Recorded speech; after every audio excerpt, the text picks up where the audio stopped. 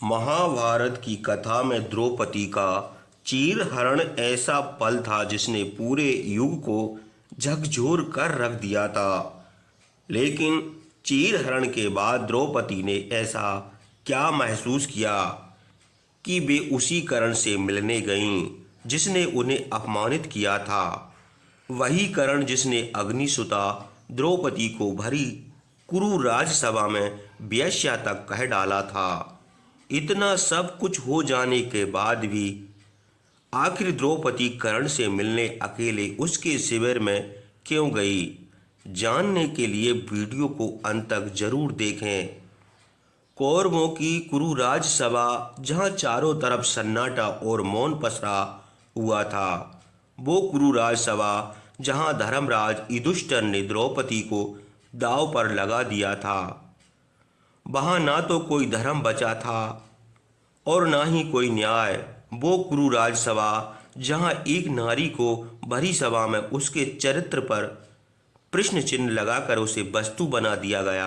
क्या आप महसूस कर सकते हैं एक स्त्री के उस अपमान को, जब राजाओं और धर्म गुरुओं से भरी राजसभा में कोई उसकी रक्षा के लिए खड़ा नहीं हुआ। मित्रों, चीरहरण के समय जब द्रौपदी को घसीटकर कुरु राज्यसभा में लाया गया, उसके पांचों पति मौन थे। भीष्म मौन थे, गुरु द्रोण मौन थे, महाराज धृतराष्ट्र मौन थे। परंतु वहीं पर एक व्यक्ति था जो मौन नहीं था, जो आग में घी डालने का काम कर रहा था। वह था सूर्यपुत्र कर्ण। कर्ण ने न केवल द्रौपदी के 5 पतियों को नीचा दिखाया, बल्कि उसे वेश्या कहकर ऐसा अपमानित किया कि जिसे सहना किसी भी स्त्री के लिए कठिन था। इतना ही नहीं, जब दुशासन ने द्रौपदी के वस्त्र को खींचा, तब भी कर्ण मौन नहीं रहा। वह हर पल दुशासन को उकसाता रहा। लेकिन बरसों बाद जब महाभारत का युद्ध होना लगभग तय हो गया, तब एक अकल्पनीय घटना घटी। द्रौपदी ने स्वयं श्री कृष्ण से आग्रह कर एक बार कर्ण से मिलने की अनुमति मांगी। श्री कृष्ण ने पहले उसे रोका और कहा, जिसने तुम्हें अपमानित किया उसके पास क्यों जाना चाहती हो।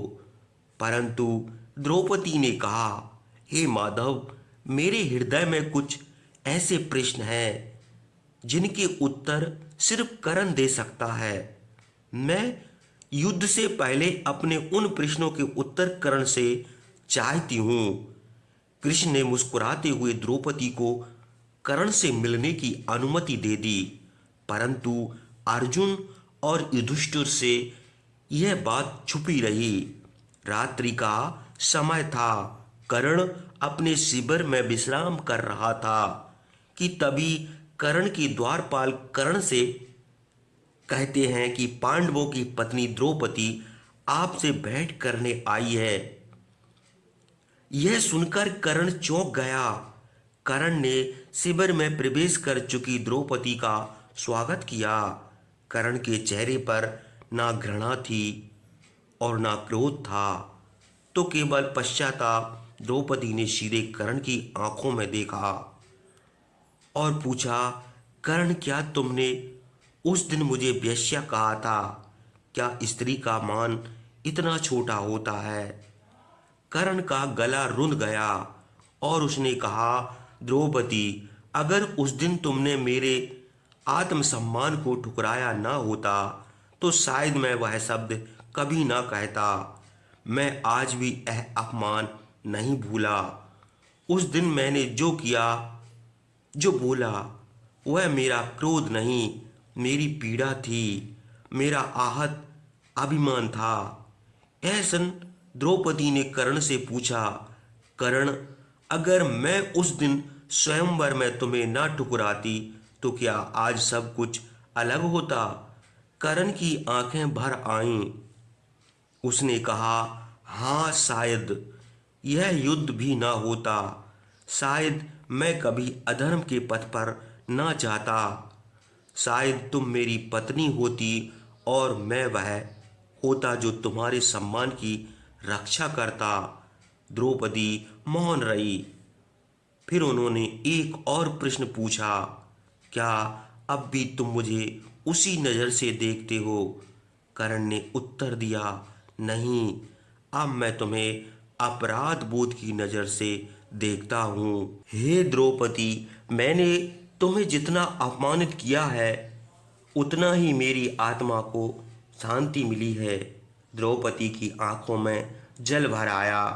वह बोली, तुम्हें पता है कर्ण, जब कृष्ण ने मुझे बताया कि तुम भी कुंती के पुत्र हो, तब मैंने अपने सभी घाव भुला दिए और मैंने यह भी सोचा था कि यदि मेरी मर्यादा की रक्षा पांचों पांडव ना कर सके, शायद तुम कर सकते हो। शायद मेरे रक्षक तुम भी हो सकते थे। कर्ण यह सुनकर स्तब्ध रह गया। उसने पूछा, तो क्या तुम मुझे स्वीकार कर सकती थी? द्रौपदी बोली, यदि समय ने मुझे यह अवसर पहले दिया होता और तुम सत्य से स्वयं को दूर न रखते, तो हाँ, मैं तुम्हारी हो सकती थी। यह कहते कहते द्रौपदी की आंखें भर आईं। कर्ण ने अपना मस्तक झुका दिया और कहा, हे द्रौपदी, मेरे निष्कलंक जीवन में सबसे बड़ा कलंक तुम्हारा अपमान है।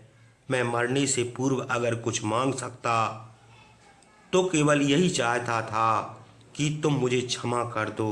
द्रौपदी ने कर्ण की ओर देखा और कहा, कर्ण, तुम्हें क्षमा करने का अधिकार केवल मेरा नहीं, उन स्त्रियों का है जो आज भी अपने अपमान में जी रही हैं। मैं बस इतना कह सकती हूँ, यदि आज तुम अधर्म का साथ छोड़ दो तो मेरे आंसू सार्थक होंगे। कर्ण ने धीरे से उत्तर दिया, अब बहुत देर हो चुकी है द्रौपदी, मैं अधर्म के नहीं अपने वचनों का बंदी हूँ। इतना कहकर कर्ण अपने शिविर से बाहर चला गया। वह भेंट फिर कभी दोबारा नहीं हुई, परंतु उस भेंट ने कर्ण के अंतर मन में ऐसा परिवर्तन किया कि युद्ध के अंतिम क्षणों में जब कर्ण मरणासन पर था, उसने श्री कृष्ण से केवल एक बार मांगा कि द्रौपदी के आंसू व्यर्थ ना जाएं। तो मित्रों, आज का यह संवाद हमें बहुत बड़ी सीख देता है कि जहाँ एक स्त्री अपमान सहकर भी क्षमा कर सकती है, वहीं एक योद्धा अपने अंतिम समय में पश्चाताप के आंसू बहा सकता है। कर्ण और द्रौपदी दोनों ही अपने पन स्थान पर महान थे।